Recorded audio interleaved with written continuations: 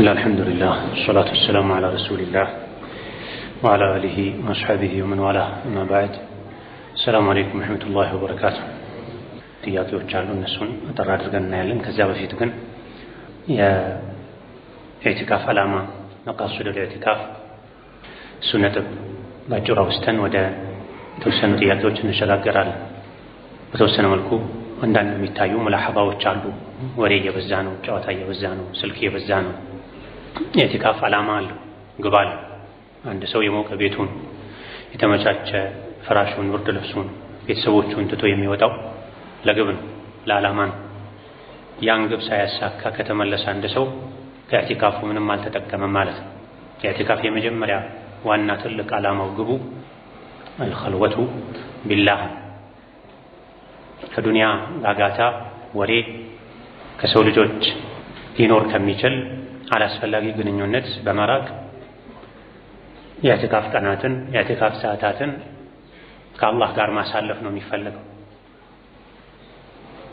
ትርፍ ምግብን ትርፍ መጠጥን ትርፍ እንቅልፍን ትርፍ ንግግርን ትርፍ ግንኙነትን ሙሉ በሙሉ ቀጥ አድርጎ በማቆም ግንኙነትን ከአላህ ብቻ ማድረግ ከሰዎች ጋር ደግሞ በልክ ማድረግ ይህ ደግሞ ለምን ያዘጋጃል ኢባዳን ለማብዛት ያዘጋጃል ያመቻቻል ኢዕቲካፍ ላይ ያለ ሰው ከሰው ጋር ግንኙነት መቀነስ አለበት ወሬ እንቅልፍ ምግብ መቀነስ አለበት ብለናል እነዚህን ሲቀንስ ደግሞ የወጣበት ዓላማ ይሳካለታል ቁርአን ማብዛት ይችላል ደጋግሞ ማختም ይችላል በቀን አንዴ ኢዕቲካፍ ላይ ያለ ሰው በቀላሉ ማختም ይችላል የድሮ ሰዎች ብቻ አይደለም ይሄን የቻሉት በእኛ ዘመንም ተችሏል ይቻላል አሁንም በተለይ ኢዕቲካፍ ላይ ያለ ሰው ስልክን ትቶ ጨዋታን ትቶ ወሬ እንቅልፍን ቀንሶ በቀን አንዴ በቀላሉ ሳይጨናነቅ ማختም ይችላል ማختሙ እንኳን ባይቻል እንደ አቅማችን እንደ ተሰጧችን እንደ ልምዳችን ነው ትላዋ ማብዛት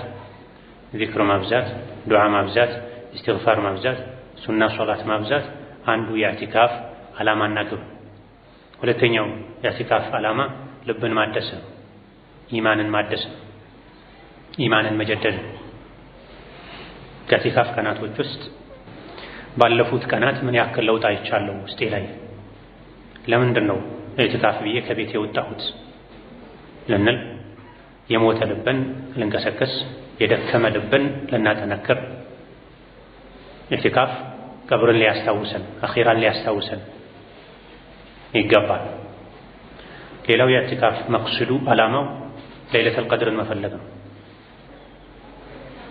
የአንዳንድ አታሮች ላይ ሐዲሶች ላይ ተጠቅሷልም ጀምር ለይለቱል ቀድርን ሊጠብቁ ለይለቱል ቀድር ሙሉ ጊዜያቸውን ሊሰጡ ነበር ኢዕቲካፍ የሚያደርጉት ደጋ ቀደምቶች አሁን ላይ ኢዕቲካፍ ከሰው ጋር ለመተዋወቅ ጥቂት የማይባሉ ሰዎች ዘንድ ለማውራት አየር ለመቀየር መስጂድ ለማደር ለረፍት ሆኗል ያ መሆን የለበትም የኢዕቲካፍ አንዱ ዓላማ ለይለቱል ቀድርን መፈለግ ነው ለኢዕቲካፍ ብሎ የወጣ ሰው አብዛኛውን ሰዓቱን በእንቅልፍ ማሳለፍ የለበትም በወሬ ማሳለፍ የለበትም የቁርአንና የወሬ ድምፅ አብሮ ይሰማል የስልክ የጌም የጨዋታ ድምፅ ይሰማል ለዒባዳ የወጡ ሰዎች እንኳን ዒባዳ እንዳያደርጉ እንቅፋትም የሆኑ ሰዎች አሉ ሌላው የኢዕቲካፍ ዓላማ መግፊረቱ ዙኑብ ነው ወንጀልን ማራገፍ ተክቲሩ ሐሰናትን አጅሮችን ማብዛት ነው የተለያዩ ኸይር ስራዎችን በመስራት እነዚህና ሌሎችንም የኢዕቲካፍ ዓላማዎችን የኢዕቲካፋችን ውስጥ ልንፈልጋቸው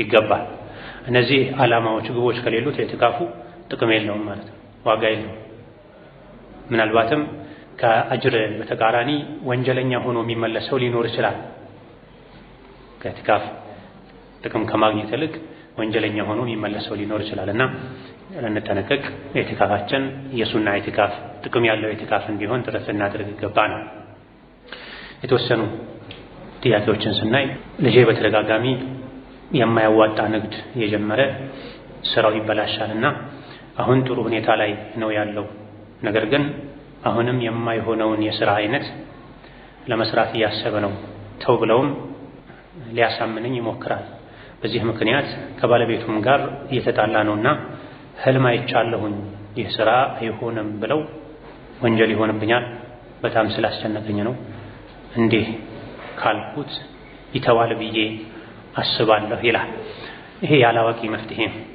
ቡኻሪ በዘገቡት ሐዲስ ነብዩ አለይሂ ሰላቱ ወሰላም ኢነ ሚን አዕዘሚል ፊራ ከከባድ ቅጥፈቶች ወንጀሎች አንዱ ሰው አባቱ ወዳልሆነ ሰው ራሱን ማስጠጋትና አይኑ ያላየችውን በህልሙ አይቻለሁ ብሎ ማውራቱ ነው ብለዋል ነብዩ ሰለላሁ ዐለይሂ ወሰለም። ከአብዱላህ ብን አባስ እንደተነገረው ደግሞ ያላየውን ህልም አይቻለሁ ያለ ሰው አኺራ ላይ 2 ስንዴን ቋጥር ይባላል ብለዋል።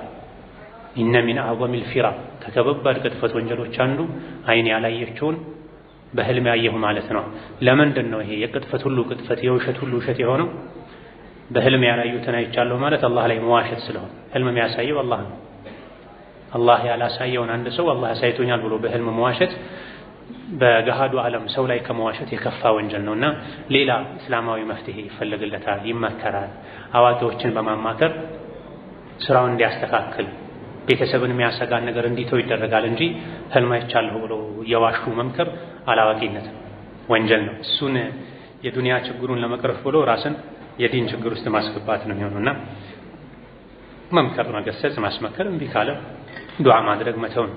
ሌላኛው ጥያቄ ባለትዳር ሆኖ ዚና የሰራ ሰው ወንጀሉ ሊማር ተቀጥቅጦ መገደል አለበት ይባላል። ሰውየው በልቡ ተውበት ካደረገ አላህ ሊመረው አይችልም ወይ? በእርግጠኝነት አላህ የሚመረው ሸሪዓ ያለበት ሀገር ላይ ሆኖ ራሱ አምኖ ወይም 4 ሰዎች መስከረውበት የዝሙተኛ እርምጃ ከተወሰደበት አላህ በእርግጠኝነት ይመራዋል። ነብዩ አለይሂ ሰላቱ ወሰላም እነዚህ ቆሻሻ የሆኑ ወንጀሎችን የሰራ ሰው ከተቀጣ አኺራ ላይ አይቀጣም ብለዋል፣ ዱንያ ላይ አይቀጣም ብለዋል። ካልታወቀበት ከተደበቀለት ራሱን ደብቆ ተውበት ካደረገ ከፈለገ አላህ ይመረዋል፣ ከፈለገ ይቀጣዋል። ከፈለገ አላህ ይመረዋል፣ ከፈለገ ይቀጣዋል። ዱንያ ላይ ካልተቀጣ፣ ዱንያ ላይ ከተቀጣ ግን አኺራ ላይ አይቀጣም። ሌላኛው ጥያቄ 2 ሰዎች ተጣልተው አፍ ሳይባባሉ ዱዓቸው አላህ አይቀበለውም ይላል። እንዲህ መታረቅ የማይቻል 2 ሰዎች ተጣልተዋል። እኔ አሁን ከባለቤቴ ተጣልተናል፣ አንድ ላይ አይደለንም እና ዱዓዬ ተቀባይነት የለውም የሚል ጥያቄ። መጣላት 2 አይነት ነው። ሙሉ በሙሉ ተቆራርጦ ቢገናኙም ተዘጋግቶ መተላለፍ፣ ሰላምታ አለመመለስ፣ ይሄ ኸይር ስራ ተቀባይነት እንዳያገኝ ይከለክላል። ነገር ግን ሰዎች ተጣሉ፣ ከዛ በኋላ እንደ ባልና ሚስት ምሳሌ ተፋቱ። የሚያገናኛቸው ነገር ሲኖር ሰላምታን አንዱ ሌላኛው ማይከለክል ከሆነ 100% ካልተቆራረጡ የሚያገናኛቸው ነገር ሲኖር ቂም ይዘው ተጣልተው ፍጹም እሱን አላናግርም እሷን አላናግርም ካሉ አው አፍስ ካልተባባሉ ድረስ የሚሰሩት ዒባዳ አላህ ዘንድ ተባረከ ወተዓላ ተቀባይነት አያገኝም፣ አይታይላቸውም ስራቸው። ነገር ግን በመጠኑ ንግግር ካላቸው ሰላም አለይኩም ሲሉ አለይኩም ሰላም የሚባባሉ ከሆነ የድሮ መዋደድ፣ የድሮ መፈላለግ፣ መቀራረብ አለመኖሩ ብቻ ሙሉ በሙሉ ስራቸው እንዳይታይ ያደርጋል አይባልም። ነገር ግን ቂምን፣ ጥላቻን ውስጥ ላይ አዝሎ መቆየት ለአኺራ የሚደረግን ትኩረት፣ ለአኺራ የሚሰጥን ትኩረት እንዲቀንስ ያደርጋል። ልብ ለአላህ ነው መሆን ያለበት። በዱንያ ቁርሱ ትንንሽ ነገሮች ልብ ከተሞላ የአኺራን ጉዳይ በሚገባ አያስብምና ችግሮች ካሉ ተነጋግሮ መፍታት፣ አፍ መባባል፣ ካልሆነ ለአላህ ብሎ መተው። ሌላኛው ጥያቄ ሰው ጋር ያለኝ ያበደርኩት ብር ዘካ ይወጅብበታል? የተበደረው አካል ብሩን አምጣ በተባለ ጊዜ አምጥቶ የሚሰጥ ከሆነ ገንዘቡ ያለው መሊእ ጋር ከሆነ ገንዘብ ያለው ስጥ በተባለ ጊዜ የሚሰጥ ሀብት ያለው ገንዘብ ያለው አምጣ በተባለ ጊዜ የሚሰጥ የገንዘብ እጥረትም የጸባይ ችግርም የሌለበት ሰው ጋር ከሆነ ገንዘቡ ያለው እጅ ላይ እንዳለ ነው የሚቆጠረው፣ በየጊዜው ዘካ ይወጣበታል።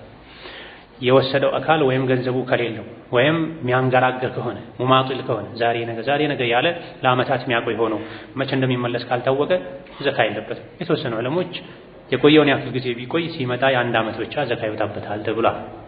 ሌላኛው ጥያቄ ትልልቅ ሰዎች ወይም ለመሻይኾች መታዘዝ የሚፈልጉትን ማቅረብ አጅራለው ካለው ምን ያህል ነው? ይሄን ያክል ነው ተብሎ አልተነገረም። ነገር ግን አልኢማሙ ነወዊ ሌሎችም እንዳሉት ሱሐቦች ነቢይን ይኻድሙ ነበረ። ነቢይን በመኻደማቸው አጅር ማግኘታቸውን የሚገልጹ ሐዲሶች በሙሉ ይሄ ወልዮችን፣ ሷሊሖችን፣ ዑለሞችን በመኻደም ጥቅል አጅር እንደሚገኝ፣ ይህ እንደሚወደድ ዒባዳ እንደሆነ አጅር እንዳለው ገልጸዋል። ራሱን የቻለ ሙረተብ የሆነ አጅር ግን እንዳለው አልተገለጸም። ሌላኛው ጥያቄ ሽንት ቤት ቁርአን ያለው ስልክ ይዞ መግባት ይቻላል?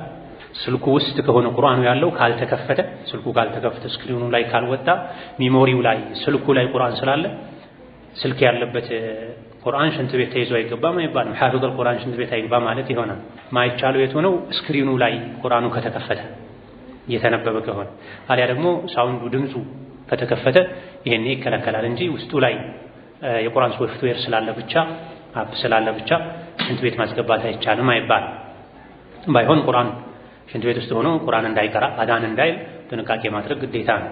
ሌላው ጥያቄ በአማና የተቀመጠን የውርስ ገንዘብ መበደር ይቻላል? የየቲምን ገንዘብ በተመለከተ ወላ ተቅረቡ ማለል የቲም ኢላ ቢለቲ ሂያ አሕሰን ተብሏል። የየቲምን ገንዘብ ለራስ መጠቀምም ይሁን እሱን ተጠቅሞ መነገድም ይሁን ለሌላ ሰው ማበደር ለየቲሞቹ ገንዘብ ንብረት ይበጃል ከተባለ ብቻ ነው ይሄ ማድረግ የሚቻለው እንጂ በየቲሞቹ ገንዘብ ሌሎች እንዲጠቀሙበት ተብሎ ሲሆን አይቻልም። ተበድሮ የወሰደው ሰው በዛው ሊከስር ይችላል፣ ገንዘቡ ሊጠፋ ይችላል፣ በተፈለገ ጊዜ ላይመለስ ይችላል። መንግስት ከሆነ ነው የየቲምን ገንዘብ መበደርም ኃላፊነት ወስዶ ማበደርም የሚችለው ብለው የተወሰኑ ፉቃሃዎች። ምክንያቱም መንግስት የሀገሩ ግምጃ ቤት በእጁ ነው ያለው። የየቲሞችን ገንዘብ ተበድሮ ከወሰደ ያ ባይመለስ የተወሰደው ባይመለስ መመለስ የሚችልበት አቅም አለ። ከዛ ውጪ ማንኛውም የየቲምን ገንዘብ ባደራ መልኩ ያስቀመጠ ሰው የየቲሞችን ገንዘብ ለሰው ማበደር በሱ ራሱን ቻር ማድረግ ደግ መሆን የለበትም። ገንዘቡ ግን ዝም ብሎ ከሚቀመጥ ክፍለ ጋራ ሊሰራበት ታማኝ ሰው ከሆነ ኃላፊነት ካለው ዋስትና አስተማማኝ ካለው ሊሰጥ ይችላል እንጂ የየቲምን ገንዘብ ልክ እንደራስህ ገንዘብ ያለምንም ጥንቃቄ ለሰው ማበደር አይቻልም። ኃላፊነቱ ከባድ ማበደሩ ለነሱም ንብረት ጭምር አስተማማኝ ነው የተሻለ ነው ከተባለ ግን ይቻላል። ሌላኛው ጥያቄ የዘካተል ማል ገንዘብ ለመስጂድ ግንባታ ማዋል ይቻላል ወይ? እንደ ጀማሂር አህል العلم አይቻልም። መስጂድ ሀብታሙም ደሃው የሚሰግዱበት ነው። መስጂድ መስራት ያለበት የሀገሩ መንግስት ነው። የሀገሩ የኡማው ጉዳይ የሚመለከታቸው አካላት ተቋማት ናቸው፣ ባለ ሀብቶች ናቸው። ዘካ የአቅመ ደካሞች ነው፣ የምስኪኖች ነው፣ እዳ ያለባቸው ሰዎች ነው እንጂ ሁሉም የሚገለገልበት መስጂድ በዘካ አይገነባም። ፊ ሰቢልላህ የሚለው ውስጥ ይገባል ያሉ በጣም ጥቂት ሊቃውንት አሉ። ነገር ግን ራጅሑ መስጂድ በዘካ ገንዘብ አይሰራም። ሌላኛው ጥያቄ ተሸሁድ ስንቀመጥ አይናችን ማረፍ ያለበት የስጁድ ቦታ ላይ ነው ወይስ አመልካች ጣታችን ላይ? የተወሰኑ ሊቃውንት ዘንድ በስጁድ ቦታና ግንባር ስጁድ ላይ በሚያርፍበትና በጉልበት መሃል ያለውን የፈለገውን ቦታ ማየት ይችላል። ከዚህ ውስጥ አንዱ አመልካች ጣት ነው ብለዋል። ነገር ግን ብዙዎቹ አብዛኞቹ ፊቅህ ሊቃውንት አቡ ዳውድ የዘገቡትን ነብዩ አለይሂ ሰላቱ ሰላም ተሸሁድ ሲቀመጡ አመልካች ጣታቸውን ይቀስሩ ነበር፣ ዱዓ ያደርጉበት ነበር፣ ያወዛውዙት ነበር፣ አይናቸውንም እሱ ላይ ተክሎ ነበር በሚለው መሰረት ተሸሁድ ላይ አይን አመልካች ጣት ላይ ቢሆን በላጭ እስከ ስጁድ ያለውን ስፍራ ቢያይም ችግር የለውም። አጠቃላይ ሶላት ላይ ከግር እስከ ግንባር የሚያርፍበት ቦታ ማየቱ የተፈቀደ ስለሆነ። ሌላው መስጂድ ውስጥ በግራ እጅ ተደግፎ መቀመጥ እንዴት ይታያል? ግራ እጅን ወደ ኋላ አስተኝቶ በሱ ተደግፎ መቀመጥ ከሆነ ተከልክሏል። መስጂድ ውስጥም ከመስጂድ ውጪ በሸሪዓም ተወግዟል። በሳይንስም ጉዳት አለው፣ ልብ ላይ ጫና ይፈጥራል ይባላል። ሸሪዓ ላይ የተከለከሉ ነገሮች ሁሉ ምክንያት አላቸው። ምክንያታቸው ወይም አኼራ ነው ወይም ዱንያዊ ነው ወይም ሁለቱም ሊሆን ይችላል። ያን ሰው ሲቀመጥ ራሱን አስተካክሎ ተመቻችቶ መቀመጥ አለበት እንጂ ግራ እጅን ወደ ኋላ አስተኝቶ ይሄን ከመስጂድ ጋር መገደቡ አግባብ አይደለም። የትኛውም ቦታ ላይ ቢሆን ለዛ መቀመጡ አይገባም። መስጂድ ሲሆን የበለጠ ቦታ ማባከን፣ ሰዎችን መግፋት፣ መጉዳት ስለሚኖር የበለጠ ይወገዛል እንጂ የትኛውም ቦታ ላይ እጅን ወደ ኋላ አድርጎ ተደግፎ መቀመጥ የተወገዘ ነው። የአዱሃ ሶላት የሚጀምርበትና የሚያበቃበት ሰዓት አለው። እናም የአዱሃን ሶላት የአዱሃና ሶላት አልኢሽራቅ ለውጣቸው ምንድን ነው? አዱሃ ፀሐይ ወጥታ በአይን ከታየችበት ሰዓት ጀምሮ 20 ደቂቃ ተቆይቶ መስገድ መጀመር ይቻላል። የሚያበቃው ለዙህር 20 ደቂቃ ሲቀረው ነው። በላጩ 4 ሰዓት ተኩል 5 ሰዓት አካባቢ ላይ መስገድ የሚቻልበት ሰዓት አለ፣ የሚመረጥ ሰዓት አለ። ይበልጥ በዚህ ሰዓት ቢሰገድ ይሻላል የሚባል የሚያበቃበት ሰዓት አለ። የሚያበቃው ለዙህር 20 ደቂቃ አካባቢ ሲቀረው ነው። ፀሐይ እንደወጣ ወዲያው አይሰገድም። ፀሐይ ወጥቶ በአይን ከታየበት ሰዓት ጀምሮ 20 ደቂቃ ተቆይቶ ነው መሰገድ ያለበት። ኢሽራቅና አዱሃ ልዩነቱ ምንድነው? ስያሜ ነው። ኢሽራቅ ማለት ልክ ፀሐይ ስትወጣ ከተሰገደ በዛ ሰዓት ፀሐይ ወጣ 15 ደቂቃ 20 ደቂቃ ተቆይቶ ከተሰገደ ኢሽራቅ ይባላል ስሙ። ረፈድ ተደርጎ ደግሞ ዱሃ ላይ ከተሰገደ ዱሃ ማለት የፀሐይ ብርሃን ማለት ነው። የፀሐይ ሙቀት ማለት በዱሃ ወቅት ላይ ከተሰገደ ፀሐይ በመውቀበት ሰዓት 4 ሰዓት 5 ሰዓት አካባቢ ከተሰገደ ዱሃ ይባላል። ፀሐይ ማቃጠል የሚጀምርበት ሰዓት ላይ ስለተሰገደ ልክ ፀሐይ ስትወጣ ከተሰገደ ደግሞ ኢሽራቅ ይባላል። ሹሩቅ ሸምስ ከሚለው የተወሰደ ነው። ሁለቱም አንድ ናቸው። ትልቅ አባቶችና እናቶች ዱዓ ሲያደርጉ አሚን ማለት እንዴት ይታያል? ቁመህ አሚን በል እጅህን ከፍ አድርግ ይላሉ። ዱዓውን ሲጨርሱ እጅን ሳም እንዴት ይታያል? በዛ ያሉ ጥያቄዎች ናቸው። የወላጆች የአባቶች አያቶች ምክሮች ናቸው። አንዳንዶቹ ማስረጃ አላቸው፣ አንዳንዶቹ ማስረጃ የላቸውም። ማስረጃ ያለው እጅህን አንሳ ከፍ አድርግ የሚለው ነው። ይሄ ይቻላል። ዱዓ ሲደረግ እጅ መነሳት አለበት፣ ከፍ ማለት አለበት። ከጉንጭ ትይዩ፣ ከአገጭ ትይዩ፣ አሊያ ደግሞ ከአንገት አካባቢ ትይዩ ዝቅ ማለት የለበትም። ይሄ ሱና ነው፣ ይቻላል። ነገር ግን ዱዓ ሲደረግ ቆመህ አሚን በል። አሚን ከተባለ በኋላ እጅ ሳም፣ ይሄ የለውም ማስረጃ። እነሱ ቁጭ ብለው ዱዓ ካደረጉ ቁጭ ብለህ አሚን በል። እነሱ ቆመው ዱዓ ካደረጉ ቆመህ አሚን በል። ዱዓው ከአላህ ነው እንጂ ከነሱ አይደለም። እነሱ ዱዓ እያደረጉ ነው፣ አላህን እየለመኑ ነው። አንዳንዶቹ ሩኩዕ አድርገው ነው ለነሱ ተጎንብሰው ነው አሚን የሚሉትና እነሱን መለመን ነው የሚመስለው። አይሆንም። ዱዓ ላይ አዳዲስ ነገሮችን መጨመር አይገባም። ቆመው ዱዓ ካደረጉ ተቆሙ አሚን ይባላል። ቁጭ ብለው ዱዓ ካደረጉ ቁጭ ተብሎ አሚን ይባላል። ሲጨርሱ እጅ መሳም ዱዓ ላይ አዲስ ነገር መጨመር ነው። ነብዩ አለይሂ ሰላቱ ወሰላም ለተለያዩ ሰሐቦች ዱዓ አድርገዋል። ዱዓውን ከጨረሱ በኋላ ናንካ ውሰድ በረካውን ብለው እጃቸውን ሰጡ የሚል አንድም ዘገባ የለም። እኛ የምንከተለው ነቢይን ነው አለይሂ ሰላቱ ወሰላም። ካለ እስካሁን ያልደረሰን ያላወቅነው ዑለሞቻችን ያላሳወቁን ካለ ማምጣት ነው፣ ደስ ይለናል። ተጨማሪ እውቀትም ተግባር ነው ኢባዳም እንፈልጋለን። ግን የለም አደቡ ዱዓ ላይ እስካሁን የምናውቀው ያክል የለም። ከጊዜ በኋላ የመጣ ነው። ዕጣን ማጨስ፣ ቡና ጉዝጓዝ ሆነው ጉዝጓዝ መጎዝጎዝ ለዱዓ ማድመቂያ ብለው የሚጨምሯቸው ነገሮች አሉ። ይሄ ወፍ ዘራሽ ነው፣ ሰዎች የፈጠሩት ነው፣ ቢድዓ ነው ማለት ነው። ሌላኛው ጥያቄ ከሴት ልጅ ማህፀን የሚወጣ ፈሳሽ ሐይድ ጊዜ ውጪ በሆነ ጊዜ ከለሩ ውሃማ የሆነ ትንሽ ውፍረት ያለው አንዳንዴ ወደ ቢጫ ያደላ የሆነ ይወጣል። ይህ ውዱእን ያጠፋል? የነካው ነገር መታጠብ አለበት? አንዳንዴ ሲወጣ አይታወቅም ይላል። ራጂሑ ኺላፈን ለዛሂርያ ማንኛውም ከሴት ልጅ ማህፀን የሚወጣ ነገር በሙሉ ውዱእ ያፈርሳል። ይነጅሳል አይነጅስም የሚለውን ስናይ ነው እንጂ የሚወጣው ፈሳሽ አይነት ይለየዋል የሚባለው ውዱእ ከማፍረስ አንፃር ማንኛውም ከሴት ልጅ ማህፀን የሚወጣ ከውሃ ሽንት ቢሆን ከሰገራ መውጫ የሚወጣ ማንኛውም ነገር ውዱእ ያፈርሳል። ይነጅሳል ወይ የሚለው ስንመጣ የወር አበባ ደም ከሆነ ይነጅሳል። ከስሜት ጋር ተያይዞ የሚወጣው መዲ ወዲ ከሆነ ይነጅሳል። እንዲሁ የተፈጥሮ የሴት ልጅ የማህፀን እርጥበት ከሆነ ራጂሑ አይነጅስም። ስለዚህ ያን መለየት ነው። የወጣው ከስሜት ጋር የተያያዘ ነው ይነጅሳል። የነካውን ነገር ሰውነት ክፍል የውስጥ ልብስ ማጠብ ያስፈልጋል። የወር አበባ ነው የማህፀን ደም ነው የበሽታ ኢስቲሃባ ይነጅሳልም ውዱእም ያፈርሳል። አይ ተፈጥሯዊ እርጥበት ነው ፈሳሽ ነው ውዱእን ያፈርሳል፣ ነጃሳ ግን አይደለም። ሌላኛውና መጨረሻው ጥያቄ ተማሪዎች በረመዳን ወቅት ከትምህርታቸው በጣም ይዘናጋሉ። ረመዳን እኮ 1 ወር ነው እያሉ ለትምህርታቸው ቦታ አይሰጡም። ፈተና ያለ ማጥናት ይተዋሉ።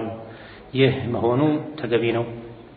ለውጤት እንዲተጉ ይምከሩልኝ ጀዛኩሙላህ ኸይር የሚል ይህም ባለፈው የኢዕቲካፍ ጅምር ላይ አሽረል አዋኺር መግቢያ ላይ አንስተናል። ተማሪዎች በትምህርት ዕድሜያቸው ከዋጅብ ኢባዳዎች ቀጥሎ ማተኮር ያለባቸው ትምህርታቸው ላይ ነው።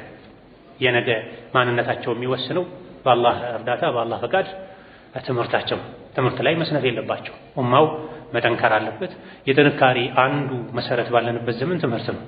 ብዙ ቦታ ላይ ሙስሊም ወንድም እህቶቻችን የሚሰቃዩት ወሳኝ ቦታዎች ላይ የተቀመጡ ሰዎች የዲኑ ጠላቶች ሆነው ኡማው ቢማር ዲኑን አደቡን ጠብቆ ሸሪዓውን ጠብቆ ቢማር ኖሮ ሙስሊሙ ዲኑን ጠብቆ ህዝቡን ማገልገል ዲኑን ማገልገል ይችላልና ትምህርት ላይ መስነፍ አይገባም። ኢዕቲካፍ ሱና ነው። አስተማሪዎች ትምህርት ተው ኢዕቲካፍ መግባት የለባቸውም። ተተኪ አዘጋጅተው ከትምህርት አስተዳደር ተነጋግረው እንጂ ማስተማራቸው ራሱ ኢባዳ ነው። ተማሪዎችም እንደዚሁ ትምህርታቸውን በማይጎዳ መልኩ ማታ ማታ አሊያ ደግሞ ቅዳሜና እሁድ አሊያ ደግሞ ትምህርት አሸጋሽገው ክፍሎችን ሬዶችን አቻችለው ለአሽረል አዋኺር ዝግጅት ተደርጎ ካልሆነ በስተቀር አሽረል አዋኺር ላይ ፈተና ካለ ትምህርት ካለ ትምህርትን ለአሽረል አዋኺር ብሎ ለተሐጁድ ብሎ ለኢዕቲካፍ ብሎ መጉዳቱ አግባብ አይደለም። ትምህርት ያልፋል አይተካም። አሽረ ለዋኺር ላይ የሚደረጉ ዒባዳዎች ለይል ነው፣ ቁርአን ነው፣ በፈለጉት ጊዜ አለ። ባይሆን እስላማዊ የሚባሉ አስተዳደራቸው ባለቤታቸው ሙስሊም የሆነ ትምህርት ቤቶች ቢቻል ከዒድ ቀደም ብለው ለአሽረ ለዋኺር ተማሪዎቻቸውን ለዒባዳ ነፃ ማድረግ የሚችሉበት ሁኔታ ካለ መልካም። እሱም ዒባዳ የሚያደርጉ ልጆች በእድሜ ተለያይተው፣ ምክንያቱም አንዳንዴ ህፃናት መተው መስጂድ የሚተኙ በሶፍ መሃል አቋርጠው የሚተኙ በሶላት መሃል የሚረብሹ ተኝተው የሚያንኮራፉ ምናልባትም መስጂድ የሚነጅሱ ህፃናትን አሽረ ለዋኺር ነው ተብሎ መስጂድ ተልከው የሚረብሹበት የመስጂድን ክብር የሚነኩበት ሁኔታ አለና መማር ያለባቸው ከኢዕቲካፉ ከአሽረ ለዋኺሩ ማይጠቀሙ ትምህርታቸው ላይ ቢያተኩሩ፣ ሌሎች የሚጠቀሙት ደግሞ ትምህርት ቤቶች አመቻችተውላቸው ፈተና ትምህርት በማይጎዳበት መልኩ ቢማሩ ኢባዳ ቢያደርጉ የተሻለ ነው። ማጣጣም ካልተቻለ ግን ትምህርታቸው ላይ ያተኮሩ የማታውን ክፍለ ጊዜ ትምህርት የሌለባቸው ቀኖችን መጠቀሙ በላጭ ነው። هذا والله تعالى أعلم። ሌሎች ጥያቄዎች አሉ፣ ሌላ ጊዜ መለሳለሁ። ሰላም አለይኩም ወራህመቱላሂ ወበረካቱሁ።